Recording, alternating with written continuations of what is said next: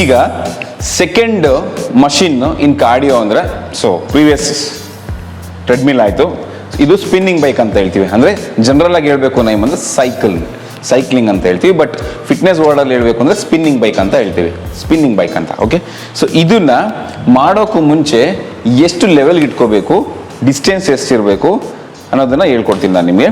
So ಯಾವಾಗಲೂ ನೋಡಿ, ನಿಮ್ಮ ಹೈಟ್ ಪ್ರಕಾರಕ್ಕೆ ಕಂಪ್ಲೀಟಾಗಿ ಸೆಟ್ ಮಾಡ್ಕೋಬೇಕು ಫಸ್ಟ್. ಅಂದರೆ ಈಗ ನನ್ನ ವೆಸ್ಟ್ ಇಲ್ಲಿದೆ, ಸೊ ವೆಸ್ಟ್ ಲೆವೆಲ್ಗೆ ನಾನು ಸೀಟು ಅಡ್ಜಸ್ಟ್ ಮಾಡ್ಕೋತೀನಿ.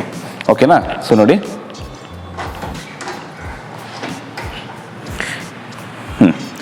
ಹೀಗೆ ನೋಡಿ, ವೆಸ್ಟ್ಗಿಂತ ಒಂದು ಸ್ವಲ್ಪ ಕೆಳಗಿದ್ರೆ ಸಾಕು. ಓಕೆ, ತುಂಬ ಇರಬೇಕು ಅಂತ ಏನಿಲ್ಲ, ವೆಸ್ಟ್ಗಿಂತ ಸ್ವಲ್ಪ ಕೆಳಗಿದ್ರೆ ಸಾಕು.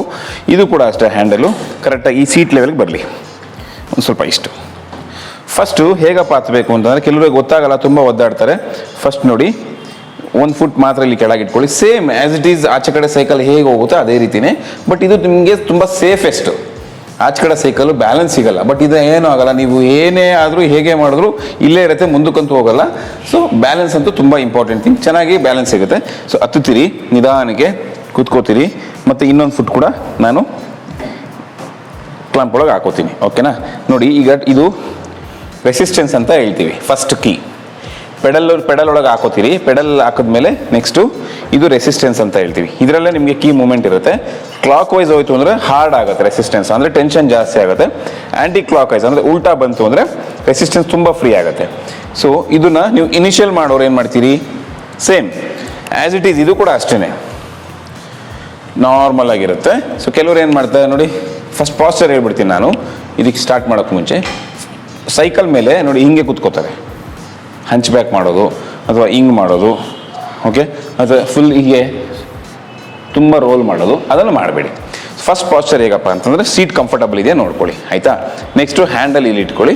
ಸೊ ಫಸ್ಟು ನೋಡಿ, ಬಾಡಿ ಬ್ಯಾಕ್ ಬಂದು ಸ್ಟ್ರೈಟ್, ಅಂದರೆ ತುಂಬ ಸ್ಟ್ರೈಟ್ ಅಲ್ಲ, ಸೊ ಸ್ವಲ್ಪ ನೀವು 4 ಲೆಗ್ಗಿಗೆ ಪ್ಯಾರಲ್ ಆಗಿರಬೇಕು.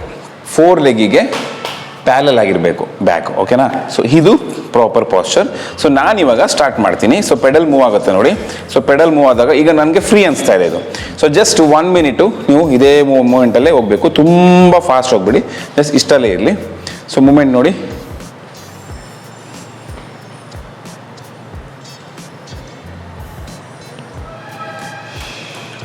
ಈಗ ನನಗೆ ಫ್ರೀ ಅನ್ನಿಸ್ತಾ ಇದೆ.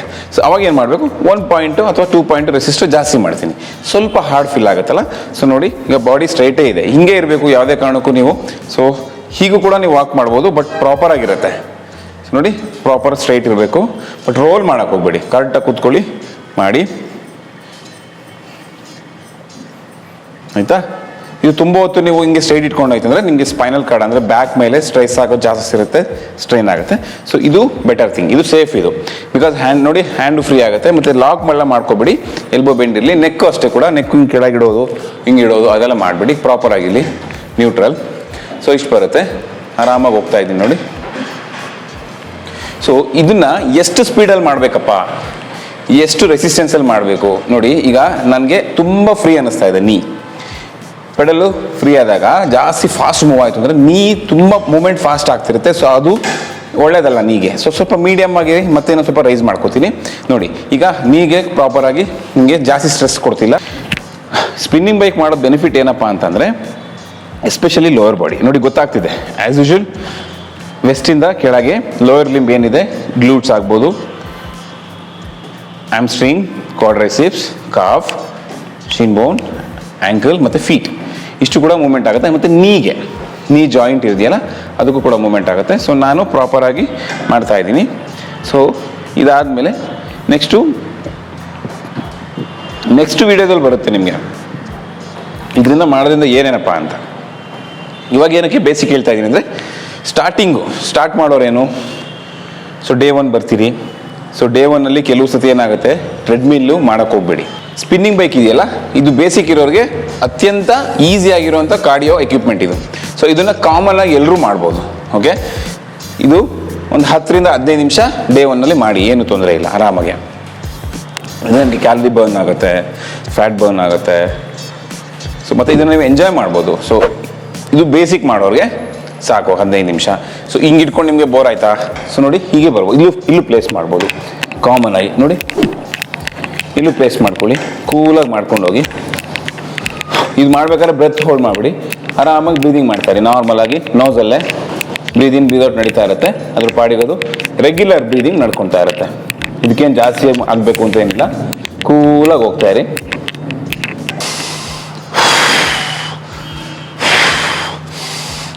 ಈ ಥರ ಬ್ರೀದಿಂಗ್ ಮಾಡ್ಬೋದು. ಸೊ ಡಯಾಫ್ರಮ್ ಮೂಲಕ ಲೈಕ್ ಅಬ್ಡಾಮಿನಲ್ ಬ್ರೀದಿಂಗು ಅಂದರೆ ಡಯಾಫ್ರಮೆಟಿಕ್ ಬ್ರೀದಿಂಗ್ನ ನೀವು ಸ್ಟಾರ್ಟ್ ಮಾಡ್ಬೋದು ಪ್ರೋಸೆಸ್ಸು. ಅದು ನೆಕ್ಸ್ಟ್ ಇನ್ನೊಂದು ಇನ್ ಡೀಟೇಲ್ ಆಗಿ ನಿಮಗೆ ಹೇಳ್ತೀನಿ. ಸೊ ಇದು ನೋಡಿ, ಇದು ಮಾಡೋದ್ರಿಂದ ಏನಪ್ಪ ಬೆನಿಫಿಟ್ ಅಂತಂದರೆ, ಒಂದು ಪಾಶ್ಚರು ಇಂಪ್ರೂವ್ ಆಗುತ್ತೆ, ಎರಡನೇದು ಈ ನೀ ಪೇನ್ ಅಂತ ಇರುತ್ತೆ ಗೊತ್ತಾ, ನೀ ಪೇನ್ ಇರೋರಿಗೆ ನೀನ ಸ್ಟ್ರಾಂಗ್ ಮಾಡ್ತಾ ಬರುತ್ತೆ. ನೀ ಪೇನ್ ಇರೋರಿಗೆ ಈ ಸ್ಪಿನ್ನಿಂಗ್ ಮಾಡಿದಾಗ ಏನಾಗುತ್ತೆ ನೋಡಿ, ಮೂಮೆಂಟು ಜಾಸ್ತಿ ಇಲ್ಲಿರುವಂಥ ಸುತ್ತಮುತ್ತ ಮಸಲ್ ಆಗ್ಬೋದು. ಸೊ ಕ್ವಾಡ್ರೈಸಿಪ್ಸ್ ಮಸಲ್ ಅಥವಾ ಶಿನ್ ಬೋನ್ ಮಸಲ್ ಏನಿದೆ, ಇದು calf muscle. So ಇದೆರಡೂ automatic strong ಆಗ್ತಾ ಬರುತ್ತೆ. ಅಂದರೆ ಎಂಡ್ಯೂರೆನ್ಸ್ ಇನ್ಕ್ರೀಸ್ ಮಾಡುತ್ತೆ, ಡೆನ್ಸಿಟಿ ಇನ್ಕ್ರೀಸ್ ಮಾಡುತ್ತೆ, ಮತ್ತು ಬೋನ್ ಡೆನ್ಸಿಟಿ ಇನ್ಕ್ರೀಸ್ ಮಾಡುತ್ತೆ, ಬೋನ್ದಲ್ಲಿ ಎಂಡ್ಯೂರೆನ್ಸ್ ಇನ್ಕ್ರೀಸ್ ಮಾಡುತ್ತೆ, ಮತ್ತು ನಿಮಗೆ ಮೂಮೆಂಟು ತುಂಬಾ ಹೆಲ್ಪ್ ಮಾಡುತ್ತೆ. ಸೊ ಈ ಜಾಯಿಂಟ್ಗೆ ಮತ್ತು ಸ್ಪಿನ್ನಿಂಗ್ ಮಾಡೋದ್ರಿಂದನೂ ನಿಮಗೆ ಈ ಜಾಯಿಂಟಲ್ಲಿ ಫ್ಲೂಯಿಡನ್ನು ಆಟೋಮೆಟಿಕ್ ಪ್ರೊಡ್ಯೂಸ್ ಮಾಡುತ್ತೆ. ಸೊ ನೋಡಿ, ಇಷ್ಟು ಬೆನಿಫಿಟ್ಸ್ ನಿಮಗೆ ಸ್ಪಿನ್ನಿಂಗಲ್ಲಿ ಇರುತ್ತೆ. ಮತ್ತು ಲೋವರ್ ಬಾಡಿ ರಿಡಕ್ಷನ್ ಆಗಬೇಕು ಅಂತಂದರೆ, ಸೊ ಇಲ್ಲಿ ನೋಡಿ ಲೋವರ್ ಅಬ್ಡಮನ್ ಅಂತ ಏನು ಹೇಳ್ತೀವಿ ಅಂದರೆ ರೆಕ್ಟಸ್ ಅಬ್ಡಮನ್ ಅಂತ ಹೇಳ್ತೀವಲ್ಲ, ಸೊ ಇಲ್ಲಿವರೆಗೂ ನಿಮಗೆ ಇಲ್ಲಿಂದ ಪೂರ್ತಿ ಕಂಪ್ಲೀಟ್ ಲೋವರ್ ಬಾಡಿ ಇದರಿಂದ ವರ್ಕ್ ಆಗುತ್ತೆ. ಸೊ ಅದರಿಂದ ಸ್ಪಿನ್ನಿಂಗ್ ಬೈಕು ತುಂಬ ಎಫೆಕ್ಟಿವ್ ಇರುತ್ತೆ. ಸೊ ಮಾಡಿದ್ರೆ ತುಂಬ ಒಳ್ಳೆಯದು. ಒಂದು 15 ನಿಮಿಷ ಇಟ್ಕೊಳ್ಳಿ ಡೈಲಿ. ಸೊ ಇದು ಕೂಡ ಅಷ್ಟೇ ನಾನಾ ರೀತಿ ಇದೆ.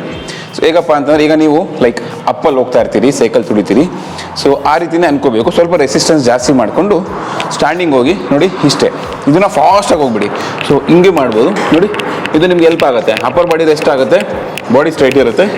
ಇದು ಎಷ್ಟು ಮಾಡಬೇಕು, 1 ಮಿನಿಟ್ ಮಾಡ್ಬೋದು. ಸೊ ಈಗಿನ ಕೆಲವ್ರಿಗೆ ಗೊತ್ತಿರುತ್ತೆ, ನಾನು ಬೇಸಿಕ್ ಅವ್ರಿಗೆ ಹೇಳ್ಕೊಡ್ತಾ ಇದ್ದೀನಿ. ಮನೇಲಿ ಯಾರಿಗೆ ಸೈಕಲ್ ಇರುತ್ತೆ ಅವ್ರಿಗೂ ಆಗುತ್ತೆ, ಜಿಮ್ಮಲ್ಲಿ ಇರೋರ್ಗೂ ಆಗುತ್ತೆ. ಸೊ ಪುನಃ ಕೂತ್ಕೋಬೋದು. ಸೊ ಇದ್ರಲ್ಲಿ ಸ್ವಲ್ಪ ನೀವು ಇಂಟೆನ್ಸ್ ಬೇಕಪ್ಪ ಅಂತಂದರೆ ಸ್ವಲ್ಪ ಸೀಟ್ಗಿಂತ ಮೇಲೆ ಎದ್ದು, ಸೊ ಇಷ್ಟೇ. ಸೊ ಬ್ಯಾಲೆನ್ಸ್ ಮಾಡಿಕೊಂಡು ಮಾಡ್ಬೋದು. ಸೊ ಹೀಗೂ ಮಾಡ್ಬೋದು. ಪುನಃ ರೆಸ್ಟ್ ಮಾಡಿ. ಸೊ ಇದರಲ್ಲೂ ಕೂಡ ನಿಮ್ಗೆ ಏನಪ್ಪ ಅಂದರೆ ಬೋರ್ ಆಗಬಾರ್ದು ಒಂದೇ ರೀತಿನೂ. ಸೊ ಎಂಜಾಯ್ಮೆಂಟ್ ಇರಬೇಕು. ಸೊ ಅಂದರೆ ಚೇಂಜಸ್ ಆಗ್ತಾ ಇದ್ದಾಗ ನಿಮಗೂ ಖುಷಿಯಾಗಿ ನೀವು ಮಾಡ್ತೀರಾ. ಸೊ ಈ ರೀತಿ. ಮತ್ತು ಈಗ ಹೆಂಗಪ್ಪ ಇದರಲ್ಲೂ ಸ್ಟಾಪ್ ಮಾಡೋದು ಅಂತಂದರೆ, ನಿಧಾನಕ್ಕೆ ರೆಸಿಸ್ಟೆನ್ಸು ಡಿಕ್ರೀಸ್ ಮಾಡಿಕೊಂಡು ಸ್ಲೋಗೆ ಬರ್ತೀರಿ. ಸಡನ್ನಾಗಿ ಇಲ್ಲೂ ಕೂಡ ಸ್ಟಾಪ್ ಮಾಡಿಬಿಡಿ. ನಿಧಾನಕ್ಕೆ ಇಳಿಸ್ಕೊಂಡು ನೀವು ಮಾಡುವಂಥ ಲೆಗ್ ಮೂಮೆಂಟಲ್ಲೇ ಸ್ಲೋಗೆ ಸ್ಪೀಡ್ ಡಿಕ್ರೀಸ್ ಮಾಡಿ.